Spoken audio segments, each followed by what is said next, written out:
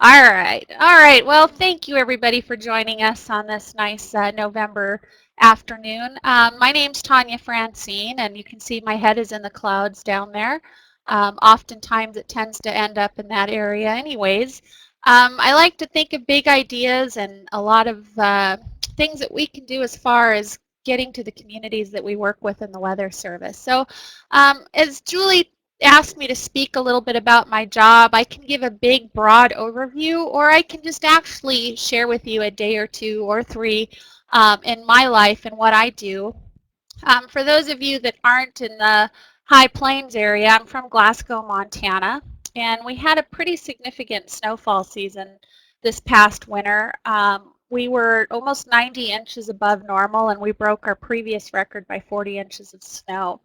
So this was back in February, a couple of days that we were trying to deal with actual flooding starting to occur, expecting major flooding still to occur. Plus, we had storms going on and a lot of other things. So I'll go through this, and then if you all have questions for me, I'll be more than happy to answer them. So just a quick note on what a warning coordination meteorologist is. There's 125 of us across the United States, and our job is to kind of understand the communities that we're serving. I'm the main media contact for all of our, we don't have any TV stations actually, it's all weekly newspapers and radio stations, so I have a little different emphasis with the media than folks in New York City or LA would have. A lot of the work I do, I work with educators. We do a lot of work in communities for preparedness, mitigation, and response.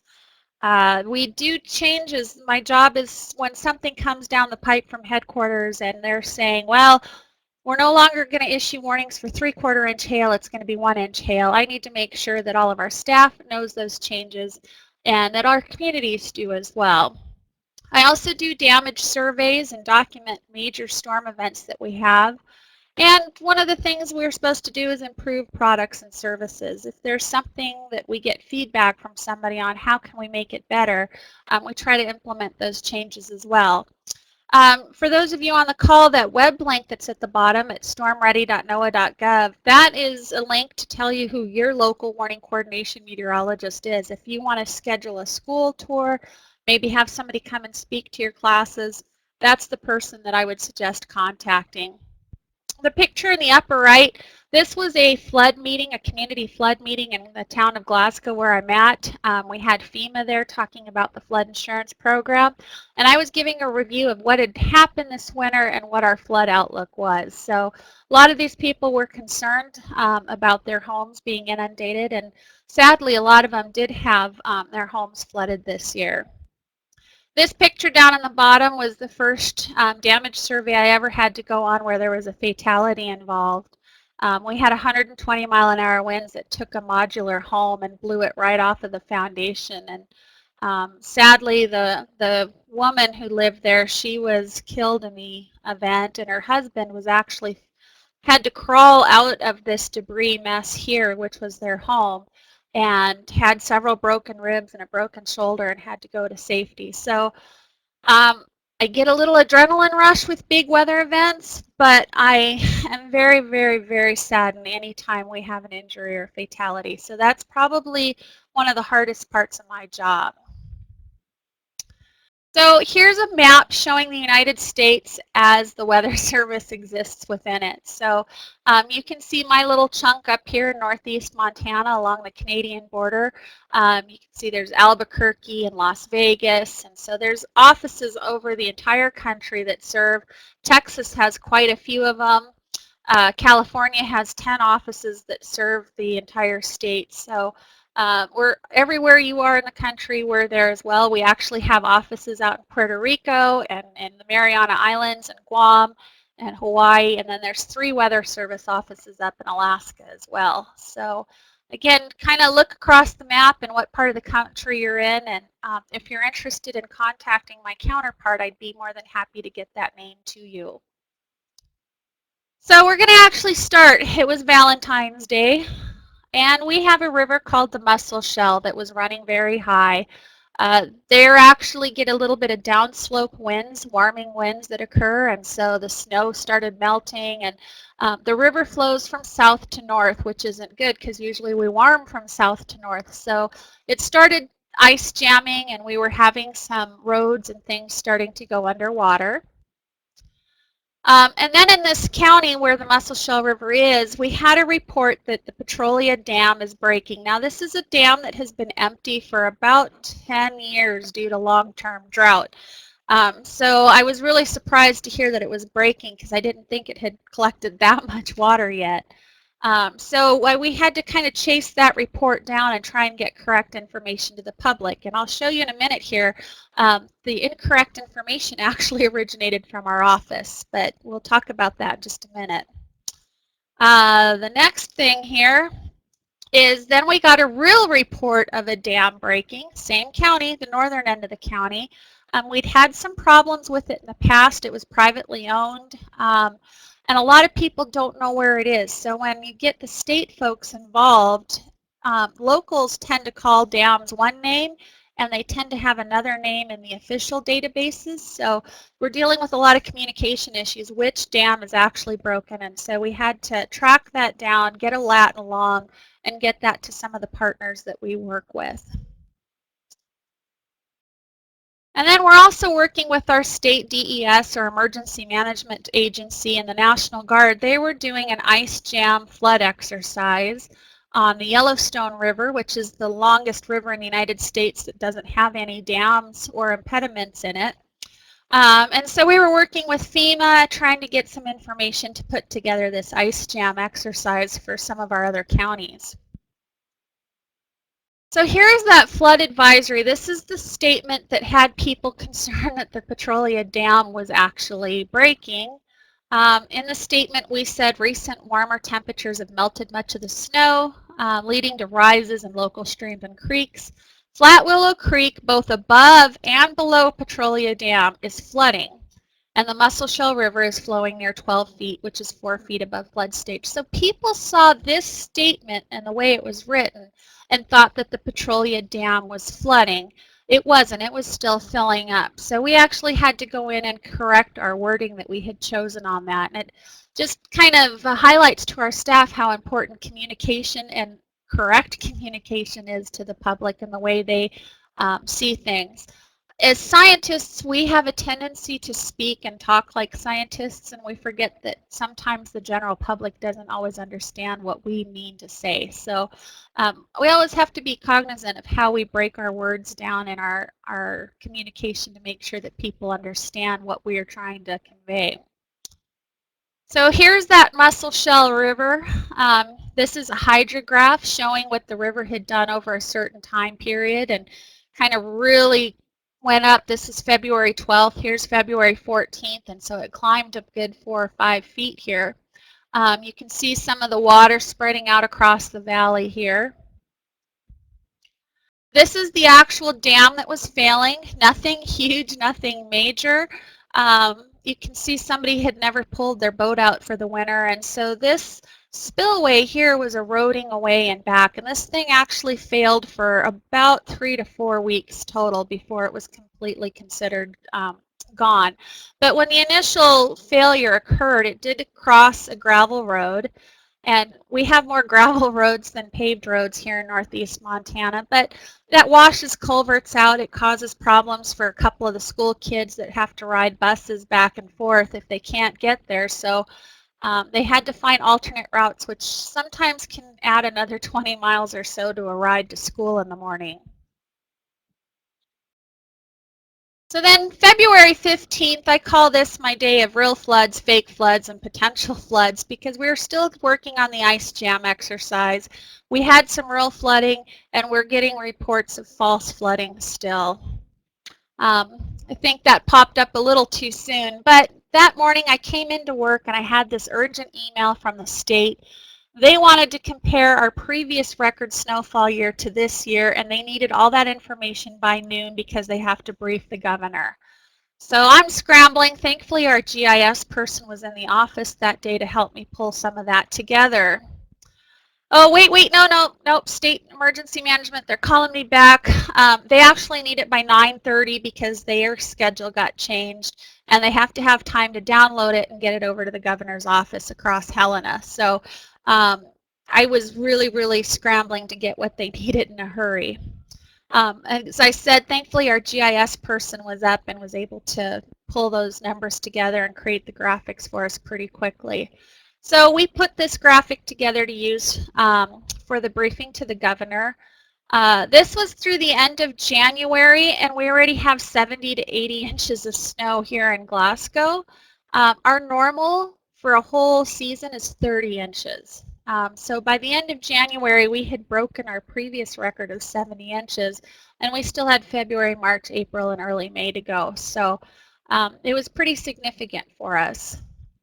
This is a partner agency within the Weather Service called the National Operational Hydrological Remote Sensing Center. And I don't know why we use so many acronyms, but we call them NORISC. And they have information where you can hourly look at how the snow depth changes, or the what else do they have? Snow water equivalents. They have a lot of information on their website as far as what snow looks like. So, you know, this is looking around the region. Some of these purples were giving us 30 to 40 inches of snow on the ground. All of that eventually has to melt into our rivers.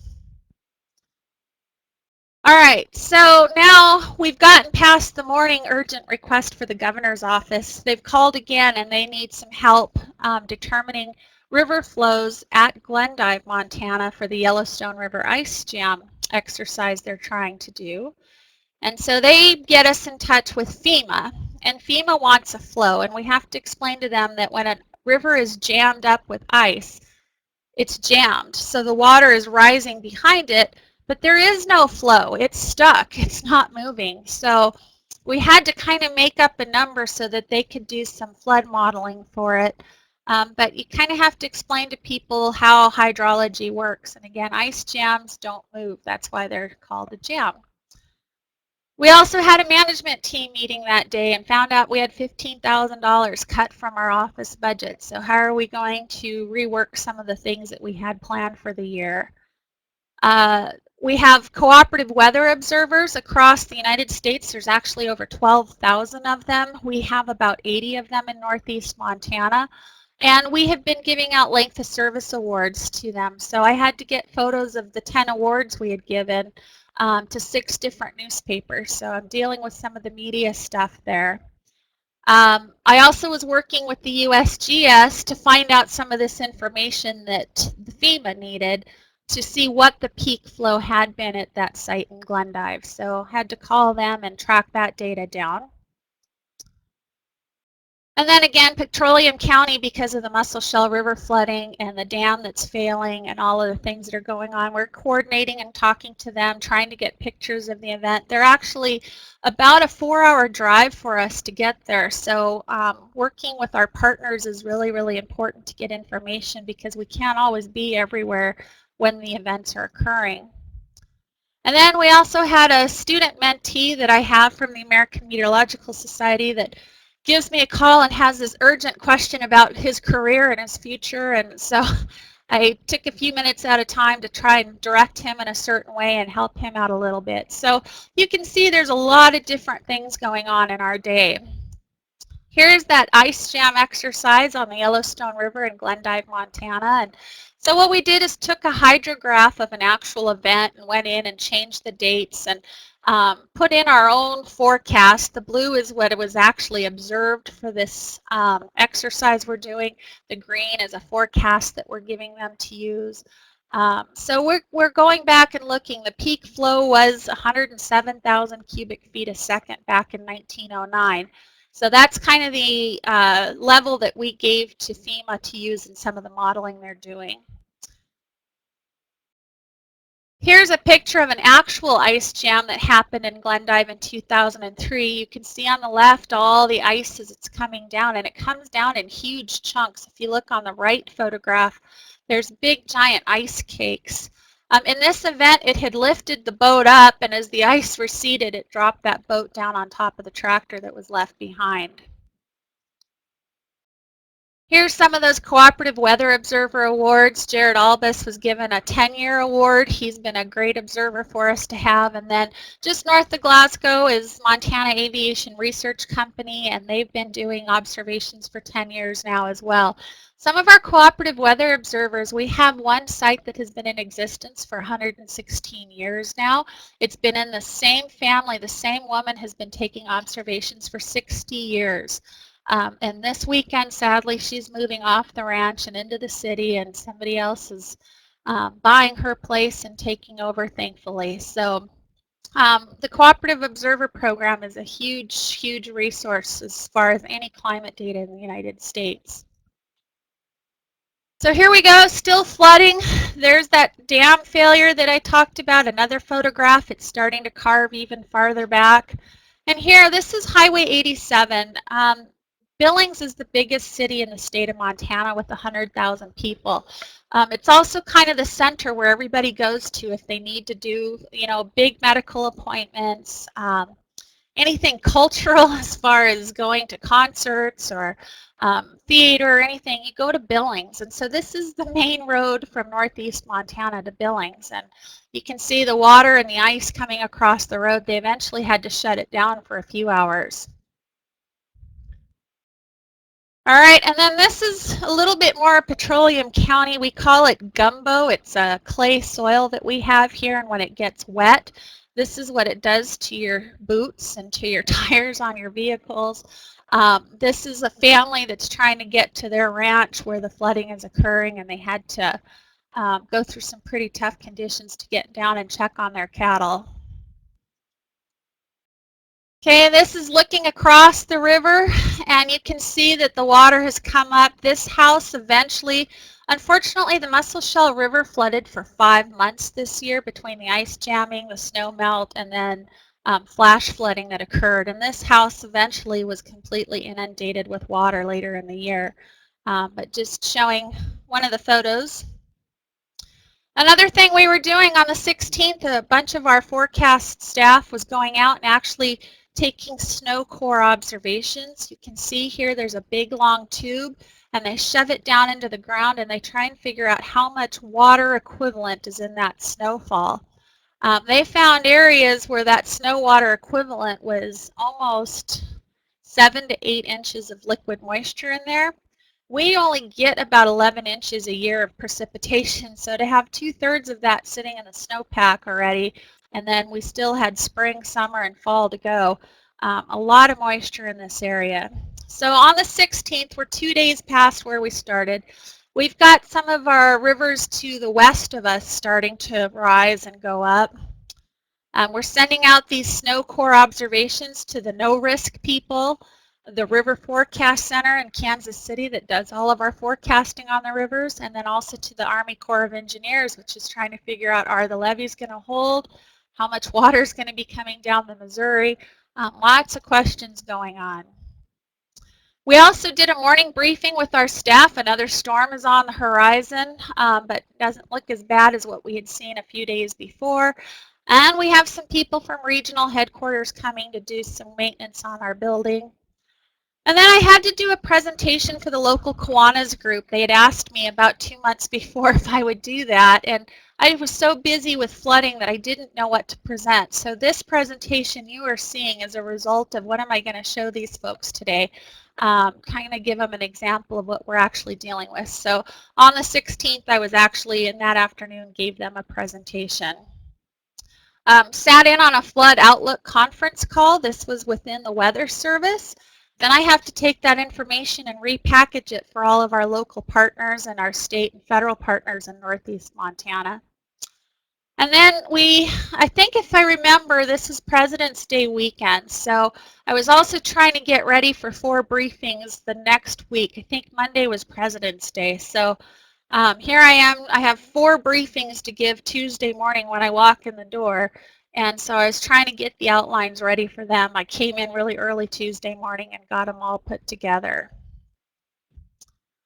So just some pictures of some of the snow we had to deal with this year. I'm not looking forward to another winter. I'd kind of, if I could move south right now, I probably would try and do so. But It was a tough year for snow, and for anybody that lived anywhere off a main highway, people were stranded for days and days. And my final slide says, repeat after me. At least we don't get the hurricanes. At least we don't get hurricanes. At least we don't get hurricanes, right? So that's kind of a summary of a couple days in my life. You know, it's summertime. We shift our focus typically from the flooding into severe weather, tornado warnings, thunderstorm warnings, those kinds of things. And now we're back into a winter weather mode, and we're kind of concerned about another La Nina winter with more snow and more flooding possibly next spring. I hope not, but if there was a way for us to give some of our moisture to Texas, I'd sure like to do that. So, are there any questions from anybody?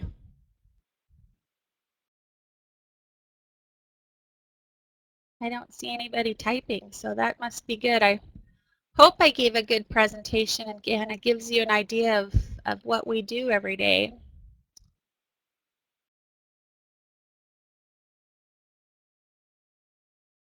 A couple people type in here.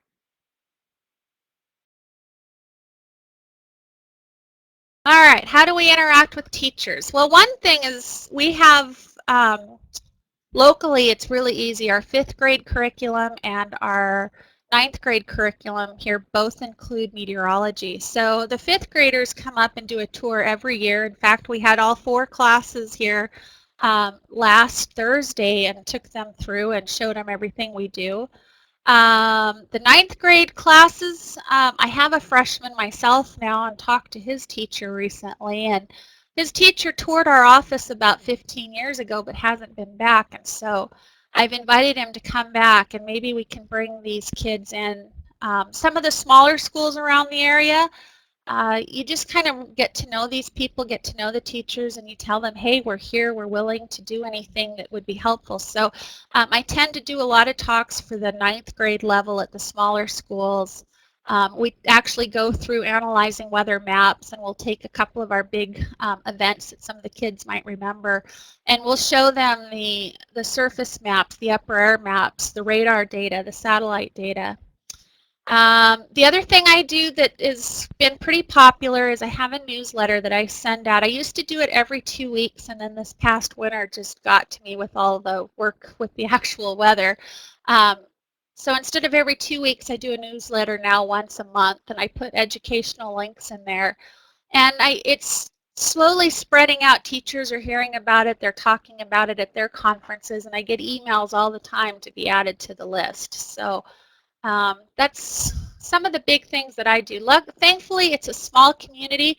We only have 50,000 people in all 12 counties that I serve, and it's a lot easier to get to know people and know what they're doing. So I hope that helps, Jesse.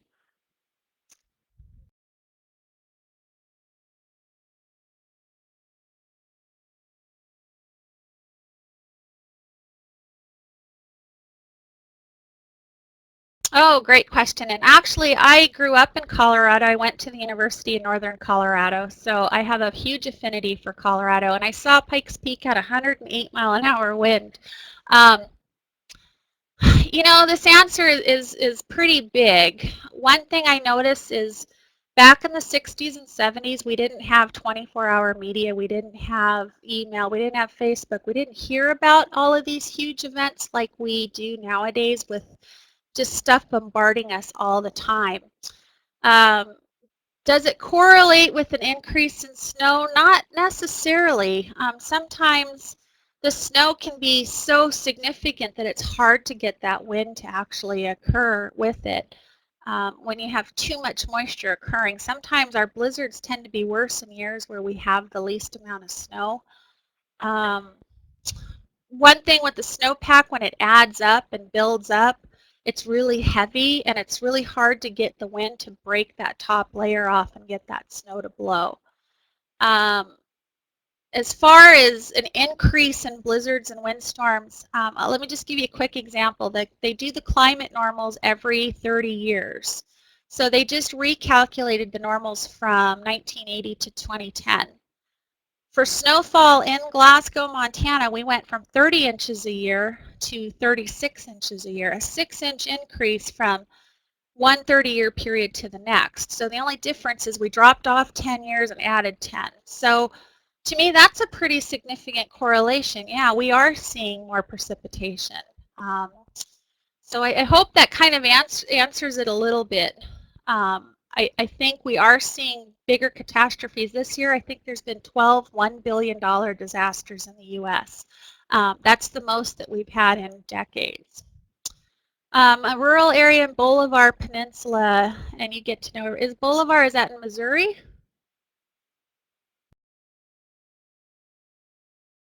Not sure where that is, but rural areas, I think it's kind of neat. Oh, Texas. Yeah, there are some open areas there too. Yep, Hurricane Ike, absolutely. Yeah, there's something about rural areas that I find very unique, and I really like them. I miss Colorado greatly. I love that state. But after driving in Colorado Springs or Denver for a day or two, I'm ready to go home.